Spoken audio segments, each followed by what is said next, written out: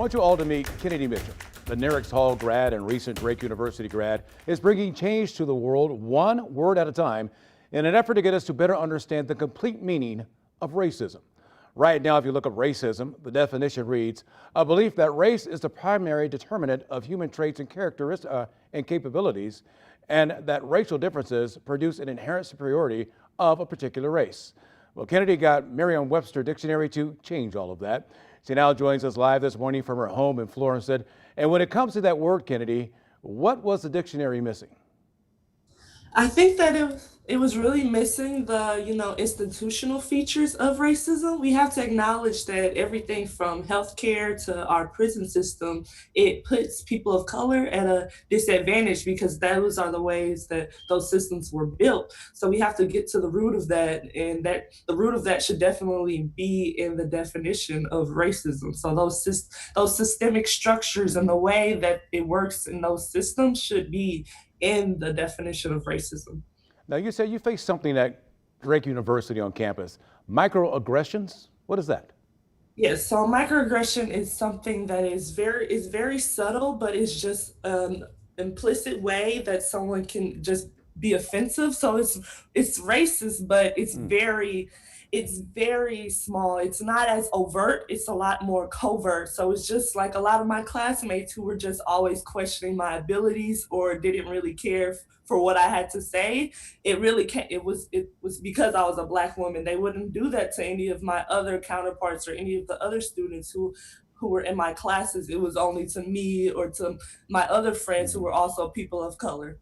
Now, what have the Black Lives Matter movement and COVID-19 exposed in America?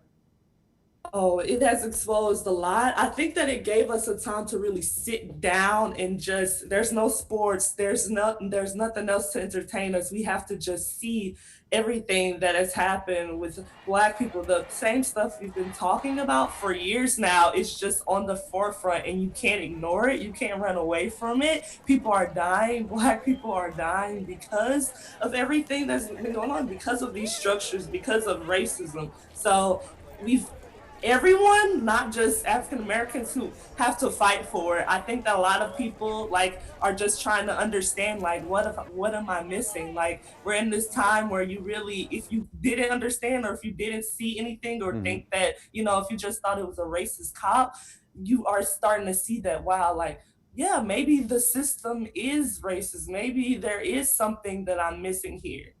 Well, how can a better understanding of racism eliminate social injustices?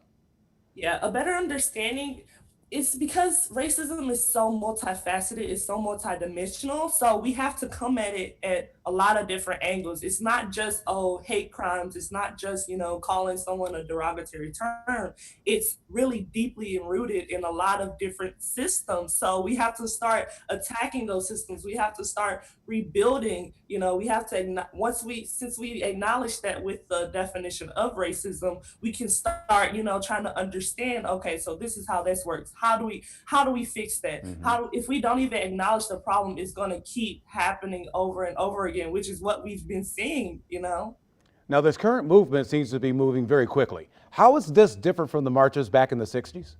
Yes, I think it's a big difference is just the social media. I think we're able to organize on social media as well as just not meeting up, especially with COVID-19. Everyone is able to see everything and we're able to get donations for people. Mhm. We're able to really start mobilizing in our own homes. We're able to put in help with any way we can, sharing a petition, sharing a video of someone being brutalized.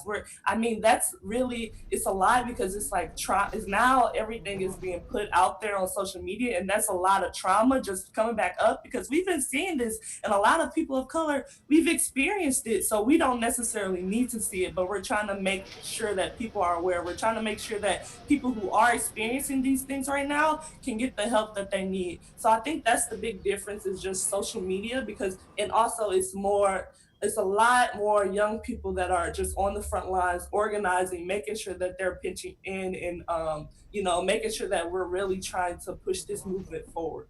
And Kenny, you said it earlier that racism is a deeply rooted thing. So did you ever believe that racism can truly be erased?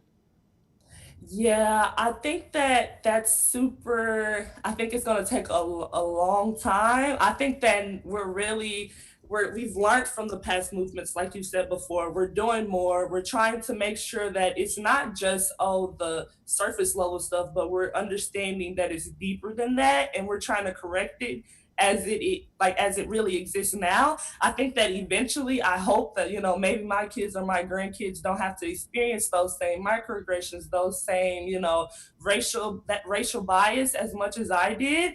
I think that it's possible, but I think that we're really just all going to have to come together and all understand this, because it's not just on, people of color to, Mhm. come up with all of the solutions. It's everyone in this world. We have to come together so we Yes. can better understand, so we can move forward and solve everything that's going on. It's not just going to be on one group of people. We really have to come together and use all our minds to, get past this, because racism is deeply rooted. But I think that us all coming together and continuing, not just during this movement, like we can't just be like, okay, like after COVID and after, the Black Lives Matter, after the protests, we're done. No, this is going to be something that needs to continue to be talked about for years. We need to continue going full force in order to make sure these systems are not in play, in order to make sure that time after time again, Black women and Black men, our lives are not taken because of the system and how it was set up. So it's going to take a while, but I fully do believe that we can overcome. All right. Thank you, Kennedy. Thank you so much for joining us this Thank morning. you.